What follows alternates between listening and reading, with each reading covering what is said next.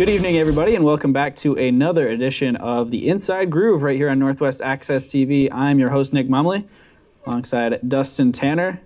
We are ready for the first week of the off-season. Off-season, and there's a little news, and then there is no news, and then there's time to be filled. So let's fill some time tonight, Nick. We're going to fill some time by, getting some end-of-season awards we're going to start off with tonight. I'm pretty excited for this part.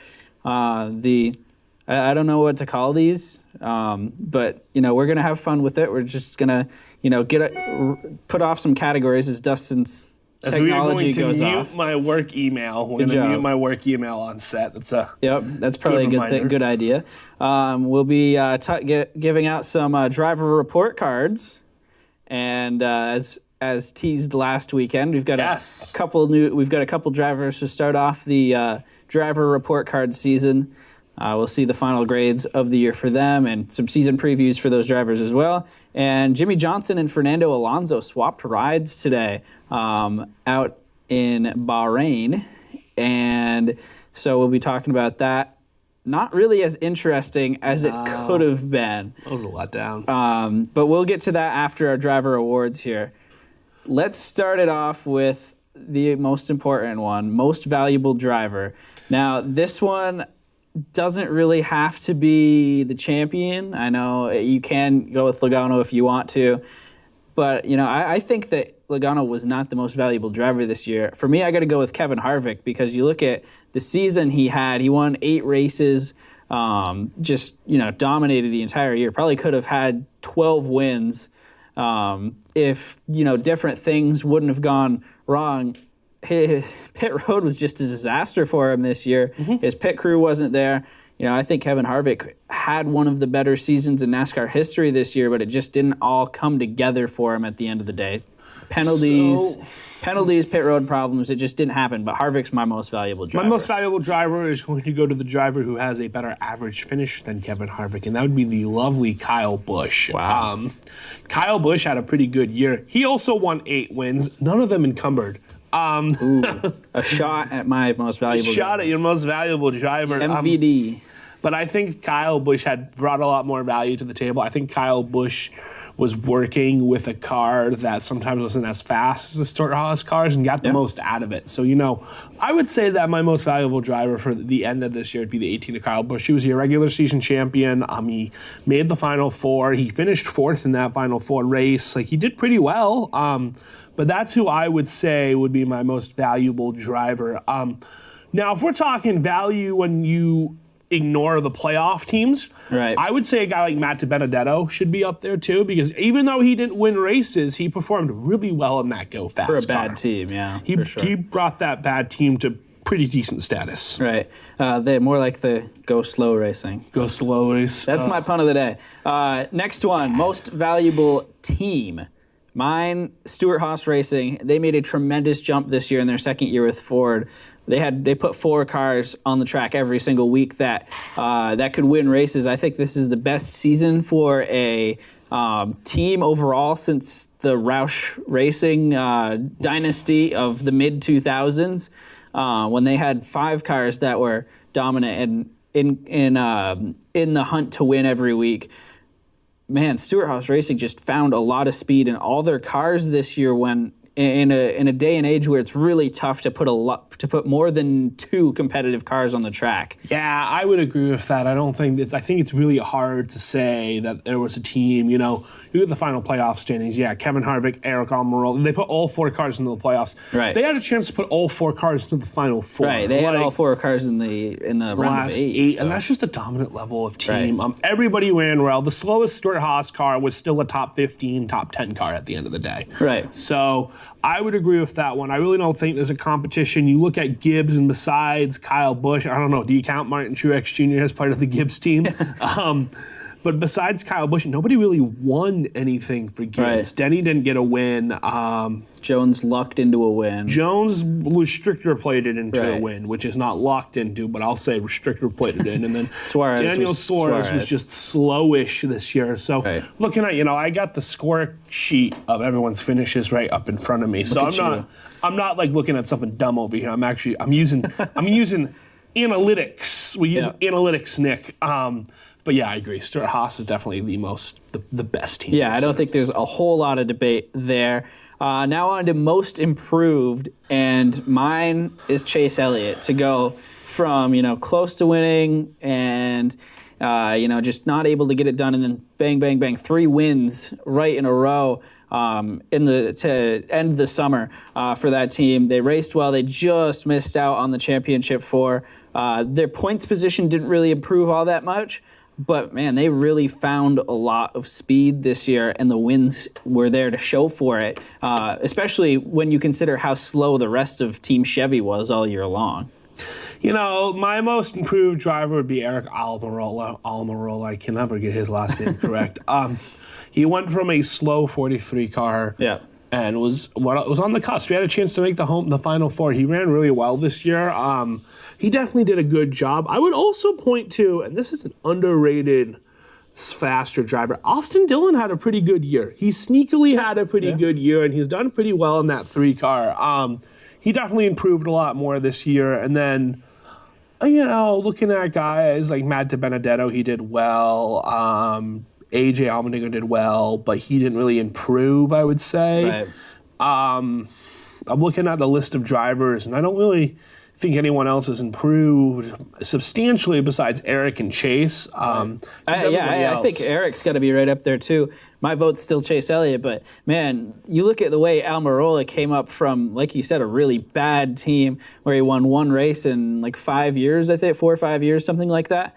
And then he comes out, wins a race in his first year, makes the round of 8, and finishes 3rd in a race where if he would have won, he would have been in the championship 4. And then he ran, top 10, top 5 most of the day at Homestead as well. So, man, Almirola showed a lot of speed when nobody really expected him to. For him to jump, I called it. I knew he was going to have speed. I knew he was going to be fast. For him to jump into this, for him to jump into this situation here, you look at Clint Boyer. It took him a year to kind of adjust to Stewart-Haas Racing after coming over from a bad team. Almirola just jumped right in here head first and just took off and had a fantastic season. Almirola should be right up there as well. Next award, Best Crew Chief. My vote is Adam Stevens. I think that, you got to look at this one from a strategy standpoint, which crew chief, regularly put their driver in the best situation to win. And man, Stevens had some really great calls, especially the one at Homestead. That's the one that stood out to me. He just made the right calls all season long. Got Kyle Busch through some issues. You look back at the Bristol race. He helped Kyle Busch maneuver through. Being 3 laps down, got them back into contention. Almost won that race.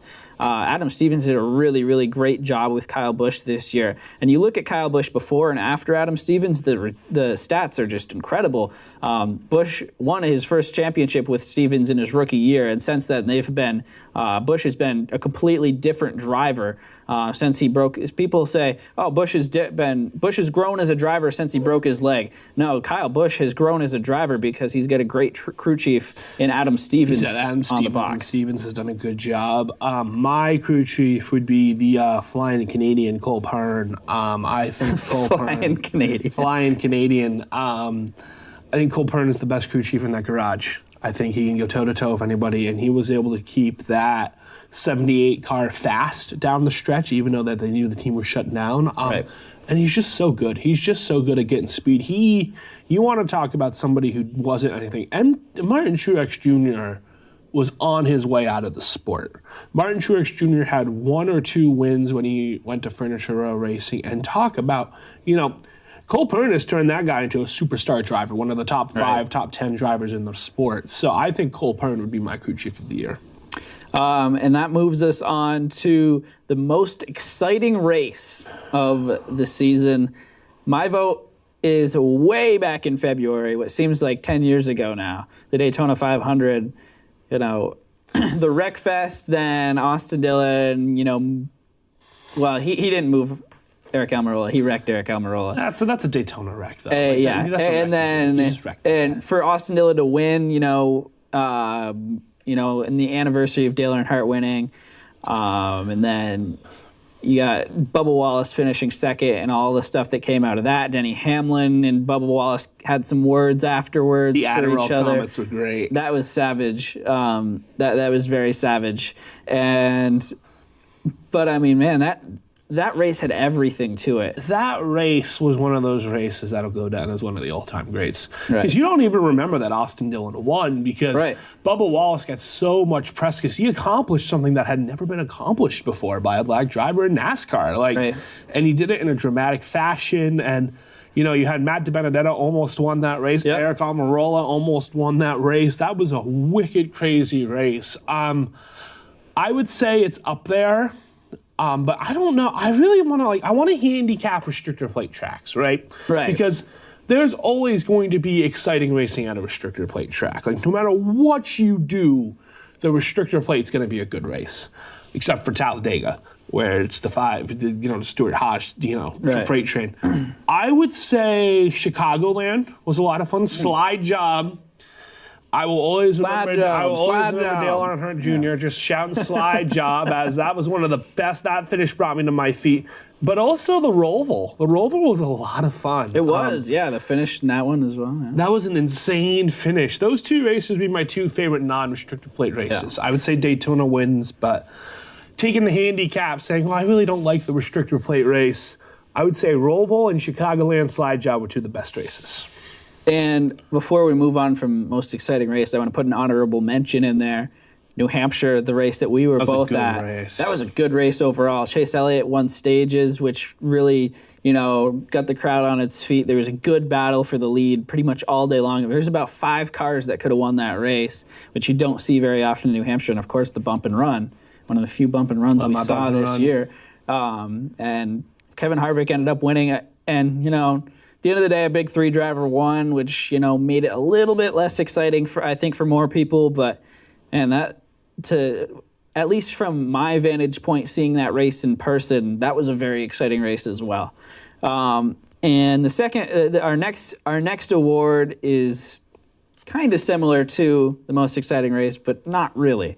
Most popular victory.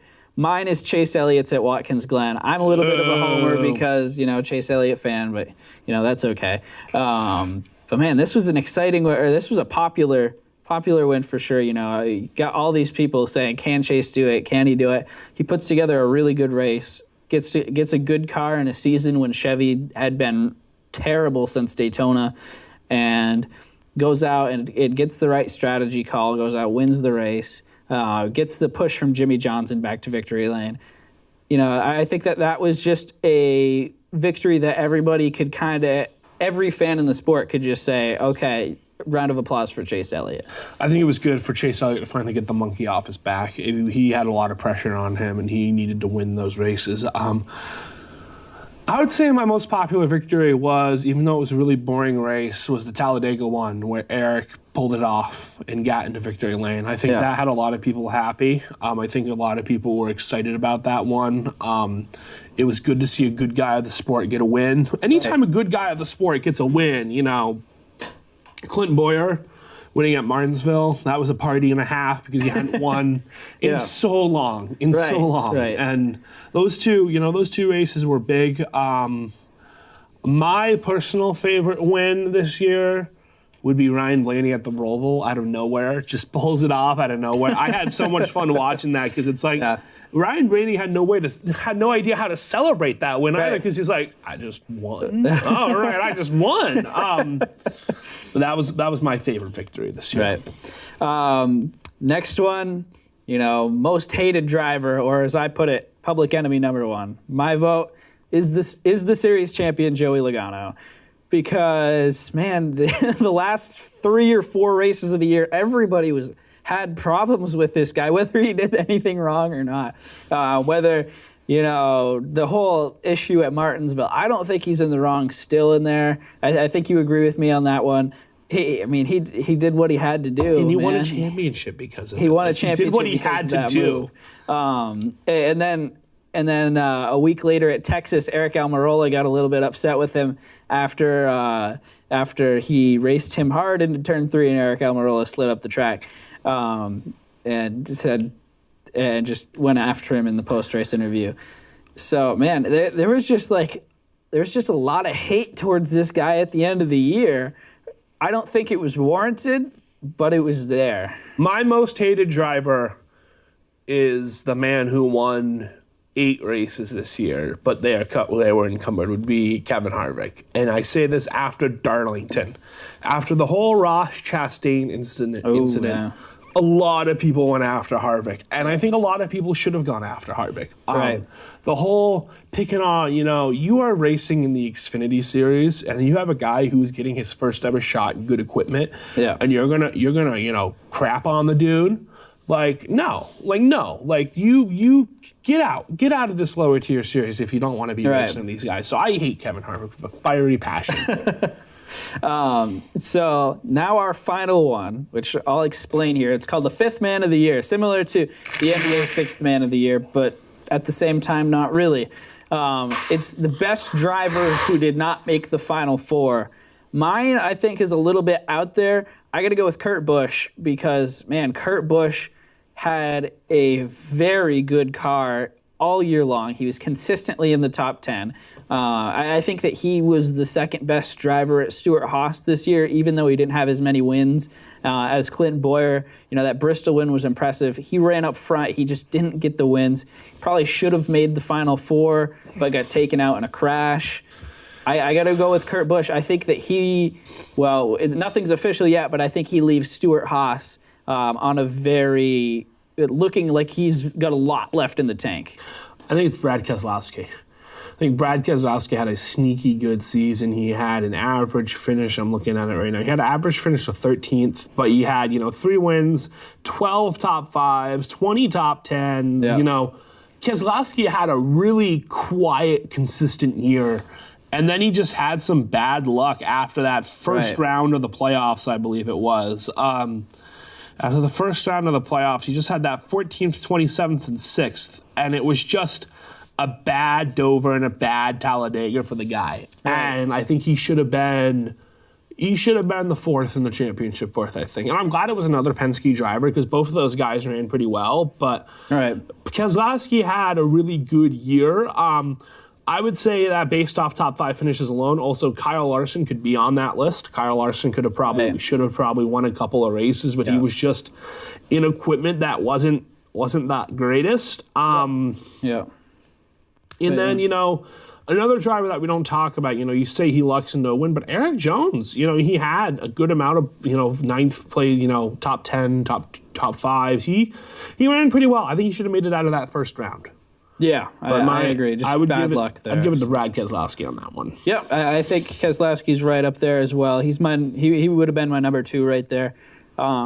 It's tough to win 3 races in a row, and for him to win the races that he did in a row, you look at, he won the opening chase race, or opening playoff race, I should say. He won the Brickyard, which is, once was a huge race.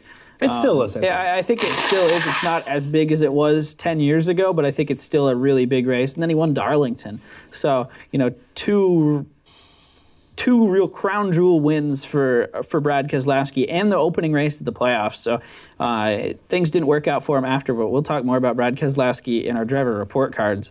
But before we get to Brad, Jimmy Johnson and Fernando Alonso did their ride swap today, which has been hyped up for months. About a month ago when we had Adam Stern on the broadcast, he said that we talked to him about all the hype going on around this, because it honestly sounded like Fernando Alonso was going to come race in NASCAR in the Daytona 500 because people were talking about this nonstop. No, it ended up just being a ride swap. They did that today. And Johnson driving the F1 car and Alonso driving Jimmy Johnson's Monster Energy car. And, man, this didn't live up to the hype. It sounded like it was really cool, but there wasn't really any coverage of it. Yeah, it sounded like it was really cool, and it was cool to see in tweets, but, I don't know, man. You put together something with this much media hype, you put a couple cameras and live stream it. If you live stream it, we're having a totally different conversation today. There's still some rumors that Alonso might come over and run the Tommy Baldwin 7 because they haven't announced anybody for that Daytona race. Yeah. And that's what Danica did. But I just was kind of it was just so much hype and so many tweets and, we haven't seen, you didn't see the 48 or anybody take a corner on the tweets. You saw straightaway shots, and I guess that's cool, but I don't know. I would have loved to just get a 30-minute YouTube stream of Johnson taking a lap in the Formula One car, and then Alonso taking a lap in Jimmy's car. I think it would have been a lot more fun to watch, to actually watch it happen, and get an in-car camera and experience it like a practice. But it is what it is, and especially with this being the first week of long time without any NASCAR racing. Man, this would have been really, really good for... We've gotten 500,000 people easy. Right, yeah. I mean, this could have easily, made really good ratings because people still want that NASCAR fix, even though the season's over. This could have done it for them in a really cool, exciting way. But, yeah, definitely a botched, whatever you want to call this here, experience. I mean, they could have done so much better with it. And so now let's get on to the driver report cards. Starting off, Brad Keselowski. Last year in the Championship 4, didn't do all that well, didn't really compete as much in that race. This year was just not his year except for that midsummer stretch. He had 6 DNFs, which was the highest amount in his entire career. He won those races at Vegas, Darlington, and Indy. Had the bad luck in the playoffs. His 13.4 average finish was his worst since 2013. He didn't win a pole for the first time since 2012. His top 5, top 10 numbers all down from last year. He'll be 35 years old next year. What grades are you giving Brad Keselowski? I'm going to give Brad Keselowski a solid B. I'm going to give him a B based off the fact, is that a paint chip? I'm going to give him a B. Oh, no, that's just where it comes together. Okay, thanks, Lionel. Yeah. I'm going to give him a B because while he was down from last year, which I would give him a B plus A minus for, right. I think he was still fast. He was consistently one of the better cars. He just had some bad luck. But you can't give somebody a low grade for winning 3 races and doing well overall. No pole. Not on your honor roll, but a good solid B could be great this year. I got to give him a B plus because he won the 3 huge races. I think that he was probably the 6th best driver this season. Looking at all the point standings and stuff, and I think that he had a good year. It was not as good as it could have been, and it was a step backwards from last year. Mm-hmm. But, I mean, you look at Homestead, you look at the way he raced in 2013, the year after he won the championship.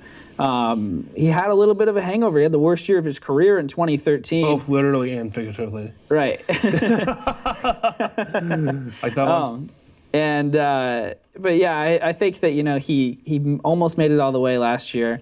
Probably just took a step back this year. I expect Brad Keselowski to bounce back big time next year. I think he'll be right there in that Championship 4 hunt next year, especially with that championship coming to Penske. Joey Logano kind of showing him up a little bit with the championship. Logano's kind of taken over the role as that number 1 driver at Penske now, I think. So Brad's got work to do because I think that there's that inter-team competition between these two, which could make things interesting. Next driver, Clint Bowyer. In his second year with Stewart-Haas, he kind of broke through this year. First wins since 2012, won at Martinsville in Michigan. Made the playoffs for the first time since 2013. A 13.8 average finish. It's the 3rd best of his career. He also had 6 DNFs, though, and just struggled to finish races in the playoffs. Crashed out in a lot of playoff races. Did make it to the round of 8, though, but he had no chance the entire time in the round of 8 because he just didn't stop crashing. He led a career-high 490 laps, 9 top 5s, 16 top 10s. He's going to be 40 years old in 2019. What are you giving Clint Bowyer? I'm giving Clint Bowyer, how are we feeling on this one? We're looking at the stats. We're crunching the analytics. We're going to give him a B minus, I think. I think he did well. He did better, but, when you compare it on the grading curve of other Stewart-Haas cars, there's a lot more room to be fast. I think there's a lot more room for speed there. Could have gotten a few more wins, could have done better in the playoffs, could have performed a little more. So I'd give him a B minus. Good year, bounce back year. Last year he would have been a solid C. The year before, he would have failed the class. But he's getting back there. He's getting back. This will be the bellwether year for Boyer, because this will be the year where we see, all right, how good can he be? Right. He's got 2 years at the team. He got some momentum back last year. The monkey's off his back. How many wins can Boyer rack up? And that'll be interesting to see. I would expect he should get 2 or 3 wins easily. Yep. Yeah, I think it can happen as well. I mean, he's shown that he can run top 5 any given week. He's just got to get that consistency going, honestly. I got to give him a B this year because of the jump that he made from 2 years ago even, and then last year, which was really frustrating for them. They didn't make the playoffs. This year, they were the worst driver in the elite or in the round of 8. But I think that he making that is still not an accomplishment to laugh at by any means. I got to give Boyer a B here. I think that getting those 2 wins in the regular season was huge for him. He raced well all regular season. He's just got to get that consistency up. He's got to win races, and then I think he can compete for a championship. Once he can, 16 top 10s, that's good. The 13.8 average finish, not bad. But to be considered a championship contender, you got to get that more around 11 and closer to 25 top 10 finishes. So Boyer's got room to improve, but overall I'm giving him a B. And he's 39, so he's got to put it together either this year or next year. He's getting towards the end of that career where he can really be competitive and be in a fast car. So he's either going to put it together in the next 3 years or he's not. Yeah.